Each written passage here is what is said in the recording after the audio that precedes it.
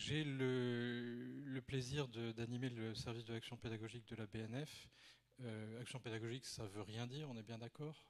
Une action qui n'est pas expliquée, elle n'existe pas. Une pédagogie qui n'est pas active, elle n'existe pas. Donc, disons service éducatif, si vous voulez.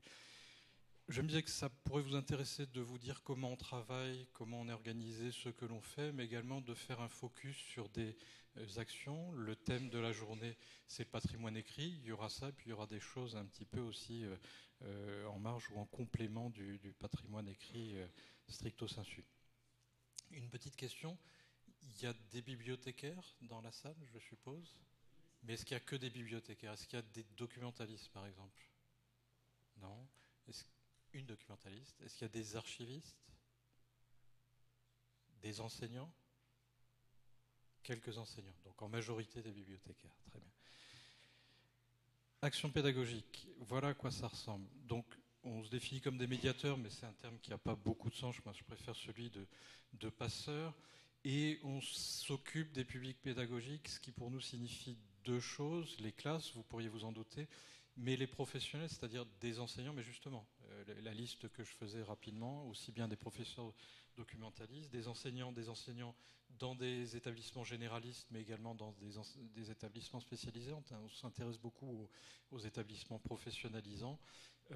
Et puis voilà, c'est pas que les enseignants. On est censé s'occuper de toutes les activités de la BNF et de diffuser tout ce que l'on fait en matière de programmation culturelle. C'est une coque de noix dans un grand arbre, le service de l'action pédagogique, ou c'est un glaçon sur l'océan.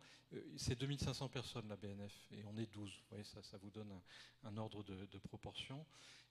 Et avec une expertise variée. Bon, moi je suis conservateur des bibliothèques, mais Catherine, que vous verrez tout à l'heure, est une professionnelle de la formation. Il y a deux acteurs dans l'équipe. Il y a des anciens de l'éducation nationale, inévitable dans un service éducatif. Voilà, et on est fiers de cette combinaison de savoir-faire. Et donc, l'organigramme qui est en tout petit, c'est normal, c'est pour vous dire que c'est très grand et très compliqué, mais tout ça pour vous dire que vous avez des grands pôles, en fait, des grands silos à la BNF, et puis tout l'art de la chose, c'est qu'on est obligé de travailler en transversal en permanence. C'est pour ça que c'est sympa et compliqué. Mais donc, vous avez un très gros pôle de collection, ça ne vous étonnerait pas. Quand je dis gros, ça veut dire en nombre d'individus, en budget, en nombre d'objets. Pensez à tout ce qui est dépôt légal et acquisition des collections. Vous avez un très gros pôle de services. On parlera tout à l'heure de Gallica. C'est à l'intérieur de ce silo ou de ce pan-là de l'organigramme. Et puis tout un pôle de support. Vous avez l'informatique de production, vous avez les RH, etc. Et puis il y a une entité transversale qui s'appelle la diffusion culturelle, dans laquelle vous trouvez les expositions, les éditions, ce qu'on appelle les manifestations, colloques, etc. Et donc l'action pédagogique est à l'intérieur de cette entité transversale. On fait 5 types d'activités, rien de révolutionnaire. Il y a toute une partie de visites, à la fois des visites très standards du type visite de bâtiments. Aujourd'hui, beaucoup le site de Tolbiac, mais de plus en plus Richelieu, j'en reparlerai. Des expositions, donc type visite conférencière, et puis des visites un peu plus élaborées avec des visites comptées, des visites assorties d'ateliers. Un pôle d'ateliers, là aussi pas de surprise, au sens main à la pâte, beaucoup de choses sur le livre et l'écrit, sur la presse, sur le théâtre, et on s'efforce d'enrichir cette gamme de manière à refléter de plus en plus la richesse des collections de la BNF. C'est toujours quelque chose qui surprend les classes lorsque nous les accompagnons sur nos sites, que de leur faire comprendre ou admettre intellectuellement qu'il n'y a pas que des livres à la bibliothèque, mais des objets, des tas de choses bizarres, étonnantes, les jeux vidéo, etc. Donc par exemple, cette année, on aura un atelier audiovisuel où on crée quelque chose à partir de stop motion. Voilà, donc on a ce souci d'étendre la gamme dans la famille des ateliers. La formation professionnelle, c'en est un exemple aujourd'hui, mais que ce soit très cadré par le plan académique de formation ou des choses plus à la carte. Des manifestations, on développe notre propre petit pôle de colloques, rencontres, débats. Les dernières manifestations en date qu'on a faites, par exemple, c'était à la fois un colloque et puis une rencontre débat autour de l'enseignement du fait religieux à l'hiver dernier. En février, on avait fait quelque chose sur la laïcité, j'y reviendrai. la photographie comme document, parce qu'on s'aperçoit qu'il y a un public, il y a un cœur de public, on va dire pédagogique, des enseignants, des documentalistes, et puis c'est des sujets en même temps qui ont une attraction plus grand public, donc on a développé un peu cette expertise. Et puis des publications physiques, les bonnes vieilles fiches pédagogiques, les profs adorent. C'est très long à faire. C'est assez joli, donc on en a amené sur nos frêles épaules quelqu'un. Et alors on m'a dit qu'un carton devait arriver en milieu de séance. À 11h20, nous assure Chronopost. Donc profitez-en. Mais blague à part, il y a toutes les publications qui sont dématérialisées. Donc les mêmes fiches, vous les retrouvez sur le site Classe. Et puis tout un tas de contenus sur le site Classe qui sont très appréciés, je dis des enseignants, mais des médiateurs, des bibliothécaires. Mais là-dessus, j'anticipe sur ce que vous dira tout à l'heure Catherine. Les expos du moment, si vous passez à Paris, Avdon et Pascal. Et puis, sur quel site on travaille? Évidemment sur Tolbiac, que vous connaissez sans doute tous. Nous ne sommes qu'à 1 heure de Paris. Richelieu, qui a rouvert en décembre, et j'y reviendrai. Ensuite, on arrive sur des choses pas forcément aussi connues. Cette belle demeure palatiale, c'est la bibliothèque de l'Arsenal, qui a été rattachée dans les années 30 à la Bibliothèque nationale, mais qui est une bibliothèque encyclopédique qui est un tout cohérent. Juste à côté, ça vous dit quelque chose? C'est l'Opéra Garnier. Vous savez, on a fini l'opéra, mais l'empereur, il a été vidé un peu avant la fin de l'opéra. Et donc, il a fallu faire quelque chose de ce qui était en fait sa salle à manger. C'est un endroit absolument magnifique. Et donc, c'est devenu le site de la bibliothèque musée de l'opéra qui conserve un certain nombre de documents, plus particulièrement sur l'opéra. Donc, c'est une émanation, un complément du département de la musique de la Bibliothèque nationale. Ensuite, une ville dont le nom est à la mode, Sablé-sur-Sarthe, ça vous dit quelque chose? Où il y a un beau château et un centre de restauration. Donc le centre de Sablé-sur-Sarthe, il n'y a pas que de la restauration, mais en partie, s'occupe surtout des départements spécialisés qui sont géographiquement situés à Richelieu. Et l'autre bâtiment, qui n'est pas tout à fait de la même esthétique, c'est Bussy-sur-Marne, dans l'Est parisien, qui s'occupe surtout des documents, des départements thématiques de Tolbiac. Et puis encore une belle demeure palatiale, c'est la maison Jean Villard, en Avignon, qui conserve l'histoire du festival et tout un tas de choses au coup. Voilà. Alors, j'aimerais bien qu'on aille chaque semaine dans tous ces sites, c'est pas exactement ça, mais l'idée quand même, en vous les montrant, c'est de pointer du doigt que le service éducatif a vocation à intervenir sur ces différentes entités à la mesure de ses moyens. Et puis bon, on fait des choses également en territoire, vous reconnaissez votre ville, et donc pour vous dire, le EAC qui en est un exemple, 2015 nous sommes allés à Besançon, à Nîmes, 2016 à Dijon, à Toulouse, etc. Donc cette logique de territorialité qui est dans les missions de la bibliothèque. On a des moyens pour, et ça fait partie des missions cardinales qui sont regardées de près. Je cherche Colin qui a peut-être disparu de l'assistance, de près par nos tutelles. Pardon, tutelles. Hop. Alors, quelques exemples sur l'histoire et les formes du livre où il y a tout un pan d'activité. Notre brochure, par parenthèse, est disponible sur Classe. On a amené des paquets de brochures, c'était dans l'envoi qui n'est pas arrivé, je ne sais pas. Donc vous pouvez voir de manière plus complète ce qu'on a fait pour cette année scolaire-ci. C'est un sujet compliqué, je ne vous l'apprends pas, que de raconter l'histoire du livre, qui est multiforme, qui a des points en avant, des points en arrière, avec le volumène, mais le volumène qui se retrouve sous d'autres formes, et puis la dématérialisation entre dans tout ça.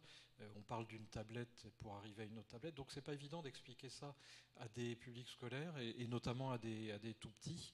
Mais en plus, ça se double d'une complexité à la Bibliothèque nationale, qui est qu'on ne peut pas faire exactement tout ce qu'on voudrait avec les documents du dépôt légal.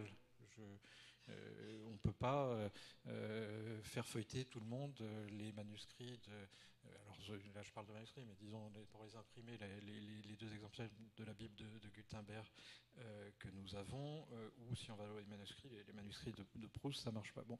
Donc il faut faire des choses pour contourner cette difficulté et néanmoins être explicite. Donc on essaye de combiner plusieurs approches.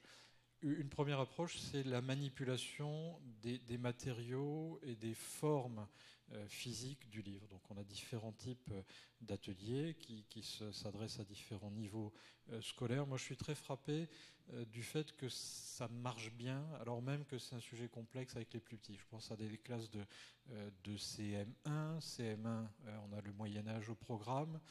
Eh bien, vous faites manipuler des papyrus, vous faites manipuler des parchemins, vous travaillez sur les formes d'ouvrages, et puis de proche en proche, sur des facsimilés. C'est un des moyens de contournement qu'on a vis-à-vis des documents originaux. Et de proche en proche, vous arrivez jusqu'à Gallica. Croyez-moi ou pas, mais ça fonctionne. Il y a la notion tactile, sachez, mais on n'est pas les seuls à le faire, et on le fait un peu en réseau, avec les archives nationales, avec Universcience, avec d'autres partenaires, alors c'est une approche très haut de gamme, avec des petits effectifs, ça demande beaucoup de préparation, mais ce qu'on a développé pour les déficients visuels est quelque chose de tout à fait intéressant. Alors d'abord, du côté des publics eux-mêmes, ils sont généralement organisés avec des associations, vous connaissez Valentin Huy, etc. Et donc on prépare en amont avec eux, mais en aval, si je puis dire, tout ce qui est manipulation des matériaux avec ces publics-là est très parlant et très efficace. On a même une discussion récemment sur un complément de ce travail sur les matières pour des déficients visuels sous forme musicale. Voilà. On a été contacté par une spécialiste de musique médiévale et on essaye d'imaginer comment on pourrait avoir une nouvelle dimension. Voilà. Donc ça, on est dans des choses assez classiques. Alors, quelque chose d'un peu plus, enfin pas novateur, mais d'un peu plus élaboré, qui est la fabrication. Alors, fabrication au sens physique, par exemple les ateliers pop-up, qui sont assez populaires, à chaque fois dans une optique patrimoniale. C'est-à-dire, on va montrer des ouvrages qui sont, par exemple, conservés, ou parler d'ouvrages qui sont conservés à la réserve des livres rares de la Bibliothèque nationale. On va avoir nous-mêmes des ouvrages pop-up qu'on a acquis à titre d'exemple, et puis on en fait fabriquer d'autres. Donc ça, c'est la fabrication, la fabrique physique du livre. Et puis, il y a la fabrication intellectuelle, le récit, l'écriture, atelier d'écriture, on en fait assez peu, mais il y en a un qui marche bien, qui est autour du polar. Donc c'est couplé à une visite de la bibliothèque scénarisée polar, c'est plutôt les ados, vous vous en doutez. Le scénario est basique, hein. Il y a une bibliothécaire qui s'est fait assassiner dans la bibliothèque. Une fille, vous remarquerez, c'est bizarre. Hein. Et donc il faut résoudre l'énigme. Donc ça, c'est la visite théâtralisée. Et ça se complète par la rédaction d'un 4e de couverture de romans policiers. Troisième approche, eh bien, pour contourner la difficulté de manipuler des ouvrages patrimoniaux, et notamment ceux du dépôt légal et des collections historiques de la bibliothèque, on va aller dans un espace qui est un peu plus intime que ne le serait l'ensemble Richelieu plus Tolbiac, et on a fait ça avec l'Arsenal, la bibliothèque de l'Arsenal. Donc le concept, par exemple, c'est que on a fait ça au printemps dernier. On demande à des collègues conservateurs de la Bibliothèque nationale, de la Bibliothèque de l'Arsenal, de nous faire une exposition d'originaux sous vitrine. On ne peut pas les toucher. Des manuscrits médiévaux du 12e au 14e. Et puis on fait, alors vous représentez qu'on est avec des classes. Une classe, c'est 30 élèves, donc on fait 2 groupes. Et donc dans un premier temps, il y a la moitié de la classe qui fait la visite commentée des originaux avec les conservateurs pour comprendre les spécificités, ce qui fait qu'on passe des tout premiers manuscrits à la toute fin, au début de l'imprimerie. Et puis, pendant ce temps, la deuxième moitié de la classe fait un atelier où vous avez le petit typographe, le petit relieur, le petit parchemineur, le petit enlumineur, et puis après, on inverse les deux. Ça marche assez bien, et avec des types de publics très, très différents, j'allais dire champ social, aussi bien que dans des publics scolaires issus de zones plus privilégiées. Et la bibliothèque de l'Arsenal, c'est un endroit assez, d'une surface assez limitée, donc les magasins sont la bibliothèque elle-même telle que vous la traversez. Donc vous êtes dans la bibliothèque patrimoniale, dans son jus, qui dans son organisation ressemble à nombre de bibliothèques patrimoniales en territoire. On voyait quelques images tout à l'heure dans la présentation de Colin, c'est tout à fait ça. Et puis, il y a tout ce qui est autour des expositions. Les expositions, d'une manière directe ou indirecte, elles ont toujours un rapport avec le livre à la Bibliothèque nationale. C'est pas, ça ne vous étonnera pas. Donc, j'ai dit en ce moment Pascal. Donc, Pascal, vous voyez le manuscrit des pensées, vous voyez les placards des provinciales. Bon.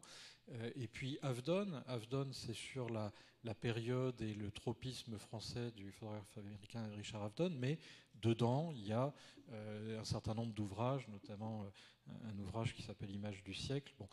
Et donc on utilise cette programmation culturelle riche, trop riche nous disent certains, trop d'expositions, on est toujours, c'est un gros effort, pour revenir sur le sujet du livre. Donc je vais vous donner l'exemple de Michel Barcelo, donc ça c'était à l'automne 2015. Il y avait à la fois une exposition sur l'œuvre, et notamment l'œuvre graphique de Barcelo, et puis sur l'allée Julien-Quint que connaissent ceux qui sont déjà allés sur le site de Tolbiac, la verrière, enfin tout un côté du bâtiment avait été investi par cette création sous forme de dessins grattés sur de la glaise. Et donc par rapport à ça, on a développé à la fois un atelier de gravure et puis un atelier qui était à la fois théâtre et modelage, puisqu'il y a tout un vocabulaire autour de l'animalité, de la métamorphose, et donc les enfants mimaient les figures, se les appropriaient, et puis faisaient ensuite des masques. Voilà un exemple de manière très détournée de travailler sur le sujet du livre. Et puis il y a tout ce qui est production, j'ai parlé de publication tout à l'heure, puisque vous trouverez les fiches pédagogiques sur l'histoire du livre. Vous avez trois volumes, mais il y a beaucoup de supports qu'on a fait en la matière. Là encore, j'anticipe sur le propos de Catherine. Il y a par exemple des livres enrichis qui ont été développés avec le service des éditions multimédia, qui sont un support de médiation formidable. Donc les leçons, si je marque un temps d'arrêt là-dessus, c'est de voir qu'il est extraordinaire de constater tout ce qu'on peut faire avec des enfants, même très jeunes. Le souci pour aller jusqu'au bout, de communiquer une connaissance, mais de pratiquer. Donc là, on est dans les piliers sacro-saints de l'EAC. Le fait de voir qu'un même sujet peut être décliné sur différents publics, exemple les ateliers physiques du livre avec les publics empêchés. On est au cœur de l'offre d'une bibliothèque, évidemment, avec les sujets livres, mais en même temps, clairement, on voit que ça suffit pas et qu'il faut aller vers d'autres activités en complément. Et donc, je vous propose un deuxième sujet très différent de ce que l'on a fait. J'ai vu qu'il y avait des jeux à l'extérieur. C'est vous raconter pourquoi et comment on s'est saisi de ce sujet de la laïcité, qui peut paraître surprenant pour notre institution, mais qui est un gros projet d'éducation artistique et culturelle dans lequel on s'est impliqué et dans lequel nous restons impliqués. Donc, la petite histoire, c'est quoi ? On est après janvier 2015 et les attentats de Charlie Hebdo, et le président de l'époque, on a changé de présidence entre-temps, c'était Bruno Racine, décide que la bibliothèque a un droit et un devoir de prendre la parole sur ce sujet. Pourquoi ? Sujet d'actualité, sujet qui intéresse tout le monde, sujet qui pose des questions graves sur la liberté d'expression, entre autres, mais également qui est dans la continuité de tout un tas d'actions culturelles qu'on a faites autour de la presse, de la caricature, du dessin de presse. Et c'est ainsi, pour l'anecdote, que Wolinski, peu avant les événements, avait déposé tout un ensemble de créations dans nos collections, et nous avions prévu de toute façon de faire une action de valorisation autour de ça. Et puis en même temps, c'est un sujet qui n'est pas banal, qui est encadré par un dispositif très, très particulier, avec des lois, avec des repères dans le calendrier républicain, on va dire. Et puis, donc, on choisit d'assumer cette position, de la mettre en relation avec des actions que nous faisions notamment autour de la presse, mais répondant en cela aux missions qui nous sont fixées. Et si on relit les missions statutaires de la BNF, si on relit ce qui s'appelle le contrat de performance, qui est l'instrument administratif et politique qui surveille nos actions, si vous voulez, il y a tout un tas d'éléments qui croisent ce type de préoccupations sur la diffusion des savoirs, sur la citoyenneté. Donc comment on s'y prend sur un sujet aussi glissant, aussi compliqué? Eh ben, on a formé un comité scientifique parce qu'il est difficile de savoir quel est le niveau de lecture que l'on veut adopter. Il y a des textes de référence, il y a des spécialistes sur le sujet, parce qu'il est nécessaire d'expliquer le sujet, de choisir la façon dont on le fait. Et donc cette équipe, elle était très, très plurielle. Vous aviez le président lui-même qui était impliqué dans l'affaire. Vous aviez des personnalités, je vais dire, qualifiées. Il y a des historiens de la laïcité que vous entendez beaucoup ces derniers temps. Et puis des spécialistes de la maison, des conservateurs. La directrice générale faisait partie de la task force, si vous voulez. On choisit un support et là, on a, je trouve, un exemple intéressant de retour en arrière dans un monde de dématérialisation. Ben, on a choisi les bonnes vieilles affiches pédagogiques. Vous voyez une affiche du Tonkin, vous avez tous eu ça dans vos classes, ça existe encore. Ou alors les méfaits de l'alcoolisme, c'est la deuxième affiche. Donc c'est à la fois une tradition pédagogique, l'affiche, mais c'est également une tradition dans le service que je dirige. Et on a encore quelques exemplaires, si vous pleurez, je vous les donnerai, sur l'aventure des écritures, les livres d'enfants, etc. Et c'est assez apprécié. Donc on s'est dit, ben, on va capitaliser là-dessus. Mais il y a un petit aggiornamento, on va quand même relier ça à du numérique via le QR code que vous trouvez sur une des affiches et qui donc lui renvoie sur un site multimédia.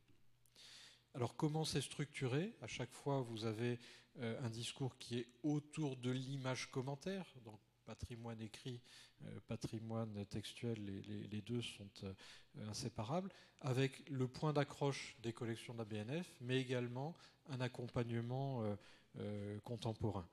Sur celle-ci, vous avez des images qui sont dans les collections du département qui s'appelle Estampes et photographie, mais également une photo tout à fait contemporaine AFP. 10 affiches, qui sont 9 questions plus des textes de référence. Le format n'est pas neutre, c'est du A1, c'est pas le plus grand format qui existe, mais c'est suffisamment grand pour que ça occupe un mur de classe et que ça ne le pollue pas complètement. Pas d'ordre fixe, mais un ordre suggéré pédagogique. Et donc, les médiateurs, les enseignants, les documentalistes en font ce qu'ils veulent à partir de cette mosaïque. Du papier un peu fort pour que ça puisse être réutilisé par les différents utilisateurs. Alors ensuite, qu'est-ce qu'on a fait? C'est qu'on a tiré ça à un nombre assez considérable d'exemplaires, si vous voyez les coûts qui sont en regard, 1500 exemplaires, c'est pas neutre, et qu'on les a distribués, deux réseaux principalement, l'éducation nationale avec notamment les référents laïcité dans les différents rectorats, et puis les relais régionaux du livre, eh bien l'ARL par exemple, ou d'autres. Et par ailleurs, sachez qu'on l'a réédité une deuxième fois en 2016, vu le succès de l'opération. La chose a été lancée en grande fanfare lors de la journée de la laïcité du 9 décembre 2015, et on a continué d'accompagner ces actions. En parallèle, donc, vous avez le site multimédia, que je vous invite à consulter. Vous avez un certain nombre de choses, mais vous pouvez télécharger les images. Vous avez ce qu'on appelle des pistes pédagogiques, un grand classique des services éducatifs. C'est un peu de la maïeutique, où vous avez des questions, des réponses, et puis les enseignants, les médiateurs s'en saisissent ou pas, mais ça leur donne des idées. Et puis des textes de référence. Donc vous avez le même contenu que sur les affiches, mais en plus riche, en plus complet. Et puis en plus de ça, qu'est-ce qu'on a fait? Des formations pour les enseignants ou les bibliothécaires.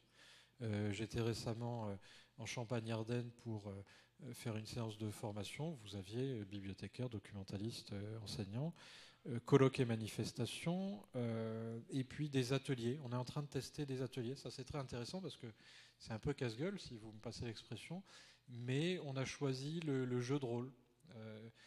Comment on incarne les discours de la laïcité, et on part toujours de notre patrimoine. En l'espèce, on parle de discours dont on a la trace audiovisuelle ou sonore seulement, ou textuelle seulement, sur la laïcité. Pensez aux batailles épineuses au moment de la loi de 1905, et on travaille à partir de là. Et ça qualifie notre démarche. C'est vraiment ce couple entre la source patrimoniale et des sujets de société. Et puis on est en train de plancher sur une de ces fiches pédagogiques qui sont si luxueuses et si longues à produire. Donc un gros investissement. un travail de validation extrêmement complexe. Je vous passe les débats, mais si vous envoyez ce genre de choses dans tous les rectorats, il faut quand même que la rue de Grenelle soit d'accord. Et puis, il y a un machin qui s'appelle l'Observateur de la laïcité, c'est le Premier ministre. Donc, si vous dites des choses qui ne lui plaisent pas, et en même temps, le sujet, c'est la liberté d'expression. Alors, est-ce que je me laisse censurer ou est-ce que je ne me laisse pas censurer? Voilà, tout ça pour dire que c'était compliqué et joyeux. Beaucoup de demandes. C'est-à-dire le parti qu'on a adopté qui est on ne donne pas d'informations, on aide à se poser des questions. On s'est rendu compte que c'était, on n'est pas plus malin que les autres, hein, mais qu'il y avait une intuition qui répondait à quelque chose parce que eux-mêmes, les enseignants, les bibliothécaires, les documentalistes, les médiateurs, avaient ces questions parmi leur public et donc étaient un peu désemparés. Et donc le fait qu'on dise, nous, notre projet, il n'est pas normatif, il est pédagogique, a répondu à cette demande. Grande variété d'usages. Moi, j'ai été surpris de voir que, je sais pas, c'est une fois où j'étais venu à Rouen sur ce sujet-là, je me trompe de porte. En fait, ça se passait à l'Institut de formation du secteur social, là, qui est à Canteleu, à côté. Et puis j'arrive le matin, mal réveillé, vous imaginez, et je me trompe, j'entre dans un lycée, comment dire, technique, enfin voilà, et ils avaient les affiches. Je leur avais pas envoyé, mais donc ils s'étaient saisis du support. De la même manière, j'ai eu une formation à faire, je m'attendais à ce qu'il n'y ait que des enseignants, et c'était les professions des métiers de justice, enfin, c'était des gens du ministère de la Justice qui étaient là. Donc en fait, il y avait vraiment une appropriation. Et tout ça, ça me donne des orientations pour la suite. Je joue sur les sigles standards en disant que de l'EAC, c'est de l'EMC à la puissance 2, parce qu'on voit, ça a légitimé cette autre intuition qui est, notre but n'est pas de débattre, on n'est pas des animateurs, on n'est pas des spécialistes des sujets de société, mais s'appuyer sur le patrimoine pour s'approprier des sujets de cette nature sous forme de questionnement, il y a là quelque chose vraiment à faire. Et c'est ainsi que dans notre programmation de manifestation, c'est pas neutre. Il y a eu la laïcité, enseignement du fait religieux, autre patate chaude, mais on aimerait, c'est en cours de préparation cette année, parler du tableau de la France à la fois en termes géographiques et en termes historiques, ce qui est parler de l'identité de la France, autre sujet chaud en année d'élection, comme vous voulez l'imaginer. Bon, il ne s'agit pas d'être provocateur, il s'agit de voir que ces sujets-là de société s'arriment de façon très intéressante aux supports patrimoniaux. Je change un peu d'approche pour vous parler de ceci qui est le concours annuel de récitation. Donc comment ça marche? On choisit un thème, un parrain, une marraine, qui sont des acteurs, et il s'agit bien de récitation et pas de lecture. Il existe d'autres manifestations autour de la lecture. Je pense au Petit Lecteur, qui est un projet auquel participe le ministère, le syndicat national de l'édition.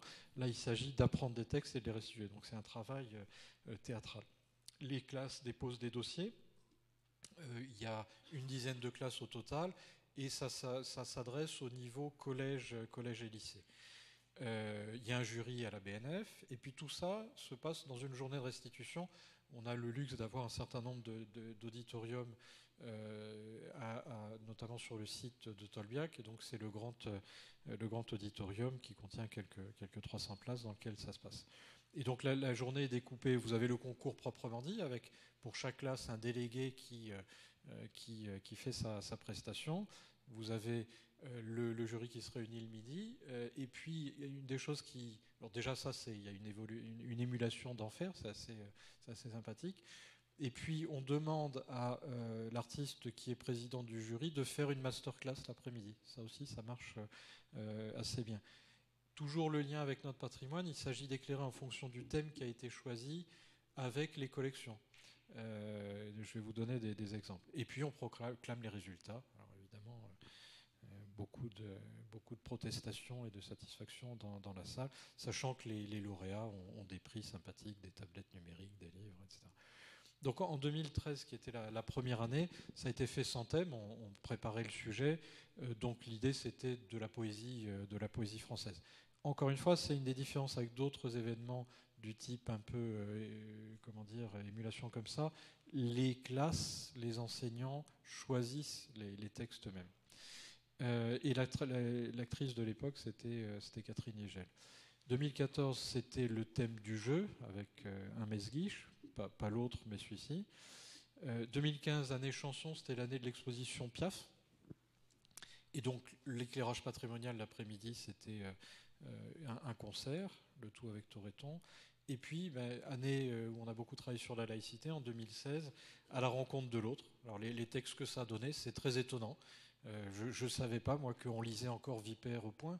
Comme je suis un vieux monsieur, je l'ai lu moi, mais je ne savais pas que ça existait encore. Donc, Vengeance à Folcoche, ça a marché très bien. Je crois que c'est une des... Enfin, je crois. Non. La lauréate avait fait ça, mais vous aviez aussi des choses, chansons assez populaires ou des textes plus contemporains. Et là, le choix patrimonial, ça a été de montrer des films. Alors, par exemple, c'était de la fiction ou des répétitions de théâtre, des films d'archives, des films de fiction, des films très, très contemporains.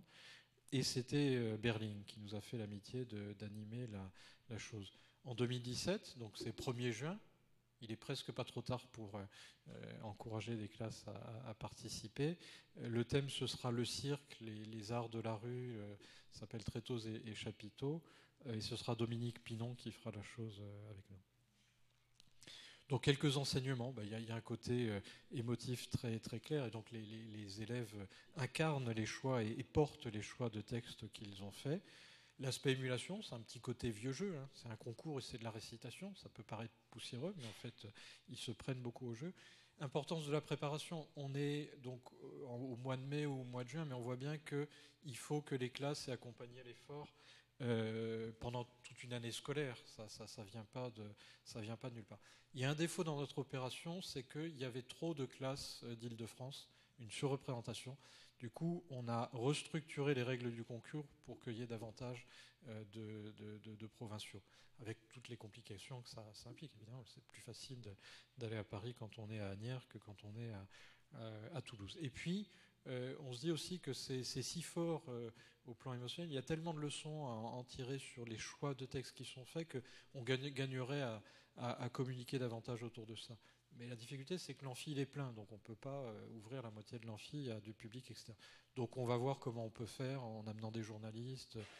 J'aimerais, dans mes rêves les plus fous, qu'il y ait du streaming. Je crains qu'on n'y arrive pas, mais voilà, on va essayer de mieux faire savoir que ça existe, cette chose-là. Un exemple autour d'un salon d'art contemporain. Donc Montrouge, c'est une commune qui est dans le sud de Paris. C'est un des nombreux 20e arrondissements 21e arrondissement de Paris. C'est une commune assez bobo et sympathique. Et il se trouve qu'il existe depuis maintenant assez longtemps un salon d'art contemporain qui est assez prisé, assez connu dans le circuit, parce qu'il a la particularité d'aider de jeunes artistes. Donc le critère, c'est qu'il faut avoir moins d'un certain âge, et d'autre part, ne pas être déjà représenté par un galeriste. C'est ce couple-là qui fonctionne. Et donc, ça fait un certain temps que ça existe, vous voyez, 61e édition, en 2016. Et le principe, c'est qu'il sélectionne 60 artistes sur des milliers de dossiers. C'est impressionnant tout ce qu'ils reçoivent. Et ces 60 artistes, on leur donne un lieu d'exposition à la mairie de Montrouge, enfin dans un bâtiment qui appartient à la mairie de Montrouge, pendant un bon mois, donc il y a une visibilité forte. Et ils reçoivent des prix de différentes structures, donc c'est quelque chose d'assez prestigieux. Et donc nous, ce qu'on s'est dit, c'est qu'on allait profiter de ce vivier pour faire deux choses.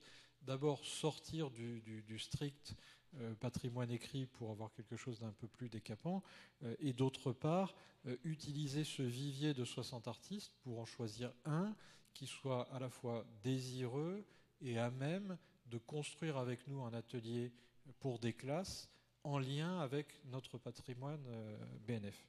Alors ce qui est assez marrant, c'est que le commissariat, comme dans tout festival ou dans toute structure de cette nature-là, il a ses toccades et son style. Donc là, le commissaire actuel, qui s'appelle Ami Barak, il est très art conceptuel.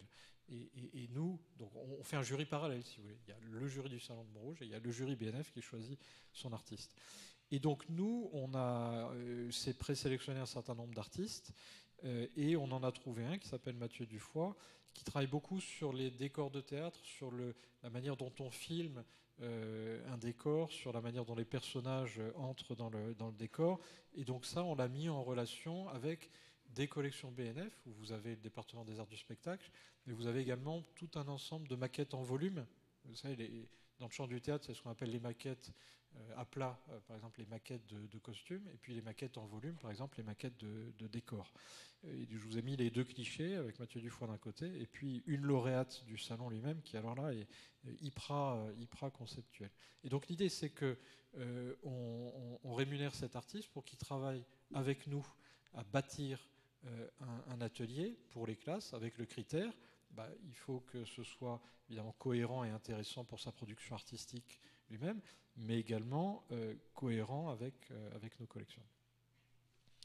Et donc comment ça se passe ensuite? On est en plein dedans, donc il est un peu tôt pour en tirer toutes les leçons, mais on a sélectionné 3 niveaux de classe complémentaires, une collège, lycée et puis école. Et puis, on s'aperçoit aussi que suivant les enseignants qui sont dans le projet, l'approche peut être différente. Donc finalement, il y aura 3 projets bien différenciés et on s'assure de la cohérence avec les collections. Le tout passant par une visite et une découverte de la bibliothèque. Et c'est là que les classes se disent « Ah bah zut, il n'y a pas que des livres à la BNF ». Donc pour vous donner une idée de ce à quoi ça peut ressembler, je vous ai mis d'un côté une maquette patrimoniale en volume et de l'autre le type de travail que fait ce Mathieu Dufoy. Il nous livre une formule en kit, c'est-à-dire nous, on pourra le réutiliser les années suivantes et par ailleurs, édition 2017, on va recommencer l'opération. Donc c'est un partenariat de long terme. Là aussi, j'anticipe sur la logique partenariale dont on va parler cet après-midi.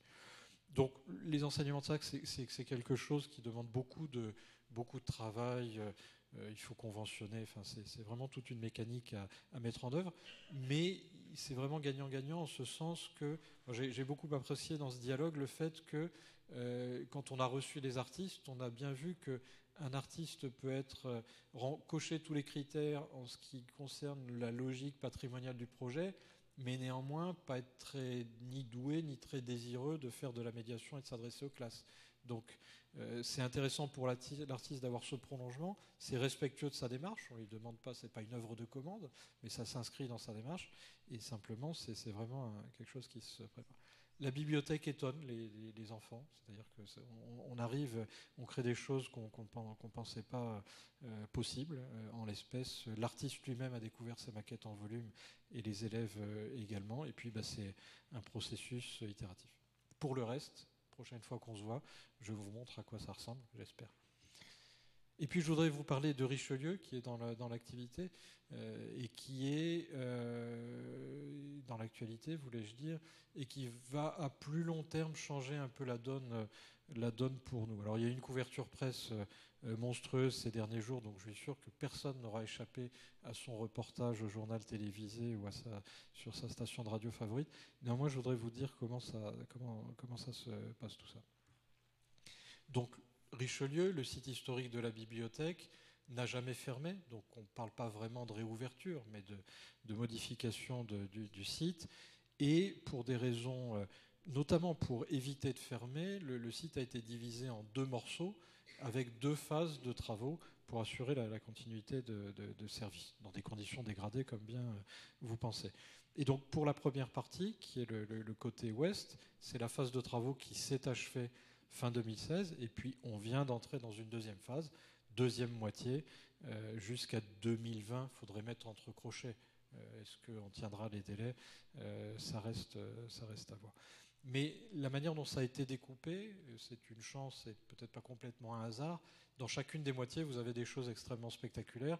Donc dans la moitié qui vient de rouvrir, vous avez la salle des manuscrits, de lecture des manuscrits, qui est très prestigieuse, et vous avez évidemment la salle Labrouste. Dans l'autre moitié, vous aurez la salle Ovale, qui est un autre des hauts lieux de ce site singulier.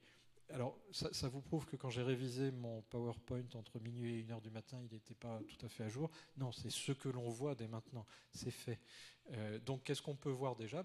Un parcours architectural, parce que la moitié du site vous donne déjà une idée de la variété de styles des campagnes successives qui ont amené à cet ensemble singulier. Tout l'espace d'accueil a été complètement rénové.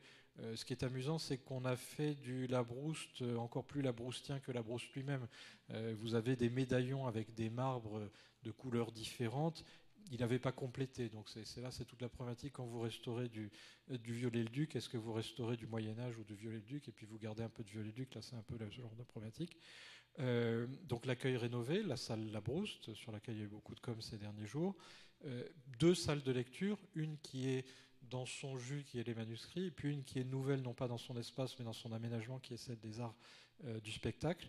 Et puis un espace muséal ouvert à tous, qu'on appelle la rotonde des arts du spectacle, où vous pouvez voir des maquettes, des affiches, de l'audiovisuel, des marionnettes, des costumes, etc. Donc c'est un espace assez petit, mais qui donne une bonne idée de la richesse des collections des arts du spectacle, évidemment. Notre ami directeur du département des arts du spectacle a un musée pour lui tout seul, vous imaginez s'il est content. Donc qu'est-ce qu'on va pouvoir faire, nous, Action Pédagogique, vis-à-vis de ça? On aimerait bien mettre en place une visite théâtralisée sur le site de Richelieu. J'ai parlé de la visite Polar tout à l'heure à Tolbiac. Sur Richelieu, on est au milieu du quartier des théâtres. On est entre la comédie française, l'opéra et autres. On est un endroit où il y a des collections patrimoniales, notamment de manuscrits. On aimerait bien mettre en place quelque chose autour du concept des petits personnages des grands auteurs de théâtre. Un petit personnage oublié de chez Marivaux ou de Molière qui s'est perdu quelque part dans le décor. Je dis on aimerait bien le mettre en place parce que ce qui est compliqué, c'est qu'à Richelieu, vous avez 3 institutions, la BNF, l'INHA et l'École nationale des chartes. Donc il faut se mettre d'accord pour savoir dans quelle partie du décor on a le droit de passer, le tout avec des conditions qui préservent les conditions de travail, donc des oreillettes. Voilà. Donc c'est là aussi work in progress. Ça peut vous concerner dans un avenir proche. On nous a demandé de préparer 2020 en accompagnant des œuvres significatives. Certains n'osent pas parler de chefs-d'œuvre, moi ça ne me dérange pas, pour les faire dialoguer, à la fois avoir une idée de la préfiguration de ce que sera Richelieu en 2020, et d'autre part les faire dialoguer ces œuvres avec les territoires. Donc je vais prendre un exemple normand. Moi, j'aimerais bien qu'on fasse quelque chose autour de Flaubert. On pourrait très bien imaginer d'amener des manuscrits ou des éditions de Flaubert sur ce territoire qui seront à terme mis en valeur dans le musée de Richelieu, et puis de travailler à des actions de médiation autour de ça. Et donc tout ça, on va le faire à raison de 4, 5, 6 opérations par an entre 2017 et 2020. Qu'est-ce que je vous ai mis comme exemple ici? Le Grand Camée de France, Proust. Je fais un quiz, vous avez reconnu. La Bible de Charles Le Chauve et puis un vase de la collection de Luynes. Et donc, que sera Richelieu en 2020? C'est un très grand site, 58 000 m², c'est-à-dire que ça inclut pas Richelieu, mais ça inclut pas Tolbiac, mais le seul site complet de Richelieu en fait la plus grande bibliothèque du monde, même si vous avez la bibliothèque du Congrès en tête. Donc 3 institutions sur place. Ça va créer un nouveau passage parisien, puisque le rez-de-chaussée, en fait, vous pourrez traverser tout le site sans acquitter de billets ou quoi que ce soit. Donc ça donne un rapport à la ville différent. Les salles de lecture spécialisées, vous les retrouverez, estampes, photographie, manuscrits, musique, monnaie, médaille et antique. Est-ce que j'en oublie? Non, ça doit être à peu près ça. Et puis, la grande nouveauté, et là vraiment c'est quelque chose dont on attend beaucoup, c'est un musée qui racontera en fait l'histoire de la connaissance et l'histoire des objets patrimoniels, l'histoire des écritures. Vous aurez à la fois ce qui était autrefois dans ce que vous avez connu comme le cabinet des médailles, donc le trône de Dagobert, le Grand Camée de France, la collection de Luynes, etc. Mais vous accompagnerez cette démarche. Alors, il y a une partie clairement trésor. On est en Normandie, le trésor de Berthouville, qui est une des choses très, très fameuses, sera bien mise en évidence dans un salon particulier.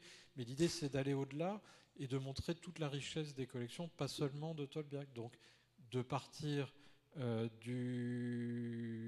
la tablette consulaire que vous avez là, donc on est dans la fin de l'Antiquité, et d'aller jusqu'au dépôt légal des jeux vidéo. Ça, c'est le premier jeu vidéo que je vous ai montré, en passant par le manuscrit de Don Giovanni de Mozart et le cahier des charges de la vie mode d'emploi que vous voyez. Alors, évidemment avec des problématiques de rotation. Mais donc ce sera un musée permanent. Et quand vous avez en tête les grands musées ou de l'imprimerie ou les espaces muséaux des bibliothèques, je sais pas, je pense au musée de l'imprimerie de Lyon, je pense à Anvers, je pense à Mayence. En général, c'est concentré sur un champ particulier. Là, ça couvrira tous les champs, donc ça en fera un outil tout à fait extraordinaire. Et l'action pédagogique, qui a la chance d'avoir des salles de médiation à Tolbiac, en aura également deux à Richelieu. Donc, quand je vous ai parlé de la difficulté de travailler avec l'original, ben là, ça nous permettra des choses qu'on ne peut pas faire actuellement, parce que, par exemple, vous allez faire une visite du musée pour montrer l'histoire des écritures, et vous faites un atelier sur les écritures dans la salle. Malheureusement, il faut que j'attende un peu avant de pouvoir le faire. Donc tout ça pour dire que ça va être un lieu tout à fait étonnant, à la fois l'ancrage local, quartier des théâtres, et puis quelque chose qui a une vocation universelle. On pourra vraiment avoir des médiations combinées. J'ai parlé de la visite théâtralisée, ça peut être le parcours de l'architecture, ça peut être une présentation de l'urbanisme, parce qu'il y a tout un projet urbain derrière ça, ou alors des sujets beaucoup plus pointus, histoire des écritures. Et puis on pourra aussi travailler sur la complémentarité entre les sites de la BNF, par exemple faire des formations d'enseignants plutôt, ou parler de l'audiovisuel plutôt à Tolbiac, et puis d'autres choses. Voilà. Donc on a parlé de AC. Si on pouvait faire en sorte que Richelieu devint un espace naturel ou un temple de l'EAC, à titre personnel, et pour toute mon équipe, je m'en réjouirais. Donc, à titre de conclusion, et on aura du temps pour dialoguer, l'EAC, tout le monde en parle, mais l'idée c'est comment on fait, et nous, on ne prétend pas faire mieux que les autres, mais on s'appuie sur la richesse de nos outils pour essayer d'imaginer des choses et puis ensuite communiquer autour. Il faut toujours qu'il y ait un ancrage local, l'institution ne suffit pas.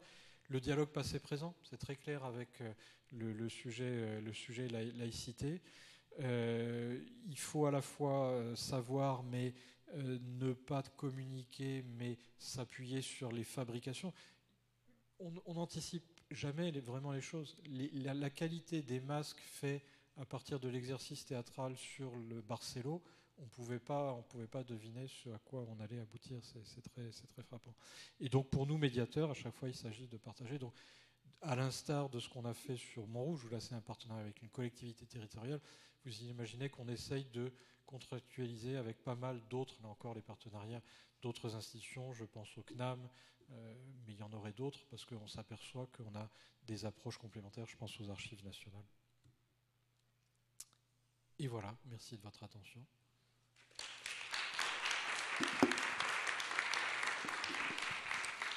Merci pour cet exposé. Donc la parole est aux questions, enfin la parole est au public, pardon, pas aux questions.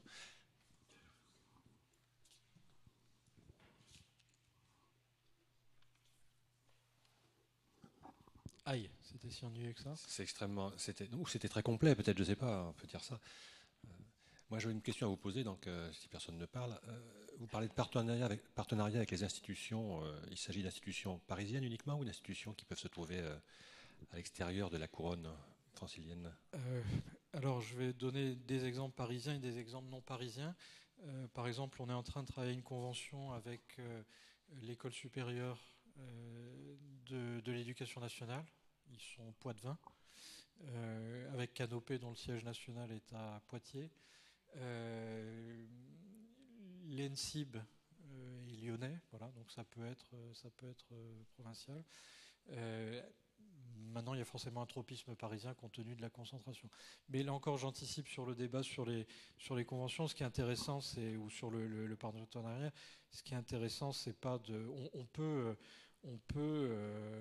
faire signer le maximum de conventions. Ce qui est intéressant, c'est pas le nombre, c'est les objectifs que l'on. Et à la limite, je préfère qu'il y ait moins de conventions et qu'on ait les choses. Et puis, on peut travailler aussi au cas par cas, de manière opportuniste. Je vais citer deux exemples que j'aime bien, parce qu'il y en a un qui a marché et l'autre qui n'a pas marché. On est entre nous, hein, vous ne le répéterez pas.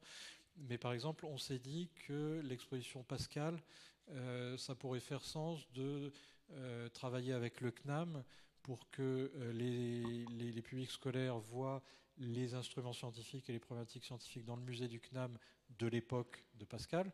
Et puis ils font cette visite-là et ils complètent par la visite de l'exposition Pascal qui, à la BNF, couvre tout le parcours intellectuel et toute la vie. Et ça n'a pas marché faute de temps. Et pourtant, l'idée, je pense, était bonne et simple à mettre en pratique. Le CNAM amène des classes, et puis je les fais visiter. Et puis ceux à qui je fais visiter l'expo Pascal à la BNF, je leur propose d'aller... voilà. Bon, donc ça peut se heurter à des choses très pratiques. Et puis un autre exemple qui paraît mieux embouché, c'est la Philharmonie, qui est très fort sur les tout petits et qui a beaucoup de moyens pour les ateliers de pratique musicale. Nous, on ne sait pas faire, mais ils ont un thème cette année qui est autour de, comment dire, comme dans le concours de récitation, à la rencontre de l'autre via la musique. Donc, les musiques orientales, comment l'altérité peut être traduite dans la pratique musicale. On s'est dit, nous, on a les clubs de Coronelli et on s'est raconté des choses sur le voyage. Et donc, on a choisi un certain nombre de séances ciblées avec peu d'occurrences. Et ils voient un concert, les élèves, donc c'est plutôt des primaires, ils voient un concert, ils font des ateliers de pratique musicale et ils font une visite sur ce thème-là chez nous. Donc ça peut être ça aussi le partenariat, de dire on cible un petit truc, c'est pas la volumétrie qui compte, c'est la qualité du parcours pédagogique ou EAC qu'on a derrière. Sans vouloir tenir la parole, juste avant de donner le micro à Jeanne-Marie, je pensais à ça parce qu'on a quand même en région 2 institutions qualité nationale qui sont l'IMEC et le Musée national de l'éducation, qui sont un à Caen, l'autre à Rouen. Et donc c'est des gens effectivement avec qui on pourrait peut-être travailler, enfin vous pourriez peut-être travailler sur ces domaines-là. Très, très volontiers. Donc j'ai un peu préparé la séance de cet après-midi et en effet l'IMEC serait tout à fait intéressant.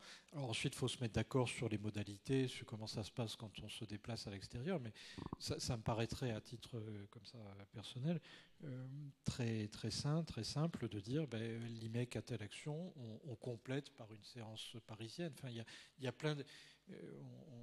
on ne manque pas d'idées, on manque souvent de temps.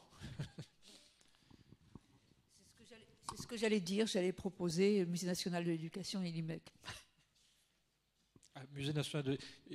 Je ne sais pas pourquoi on n'a jamais fait de choses à Action Pédagogique PNF avec le musée de l'éducation. Pourtant, c'est une évidence. Et encore une fois, on est à 1 heure de transport, donc ou à 2 heures si c'est Caen et l'IMEC, donc c'est quand même plus simple que si c'est... Et puis tout ça, ça s'organise et ça se finance. Je veux dire qu'il est évident qu'une classe, elle ne peut pas faire 50 projets par an. Elle doit sélectionner. Mais si on en s'anticipe bien, moi j'observe que les gens trouvent des budgets. Et puis je vais dire autre chose, c'est que j'en ai pas parlé, mais on subit, nous, une très forte baisse de fréquentation à la BNF, comme pour les publics scolaires, comme dans toutes les institutions culturelles. Le Louvre, tout le monde a morflé. Dans des conditions qu'il faut avoir en tête, qui sont certaines collectivités, certains établissements, par exemple dans la Petite Couronne, qui n'ont plus le droit de sortir, ou qui ont le droit, mais intériorisent l'interdit. Bon. Et donc la question devient pour eux, si je dois faire une sortie, il faut que j'affrète un car, c'est un certain coût, donc je le fais qu'une fois dans l'année, et donc je vais pousser jusqu'au bout le raisonnement. Si je fais une sortie, je viens de Saint-Denis au hasard, Saint-Denis, Seine-Saint-Denis, et je fais une sortie parisienne, est-ce que je vais à la BNF ou est-ce que je vais au Louvre? Vous voyez un peu le débat. Et bien, dans ce contexte-là, il devient presque plus facile de faire des choses avec les territoires hors Île-de-France, je pousse le trait, qu'avec des Franciliens. Donc c'est très très volontiers. Et ça s'organise. C'est pour ça qu'on a poussé les feux sur les territoires pour le concours de récitation. Parce que, voilà.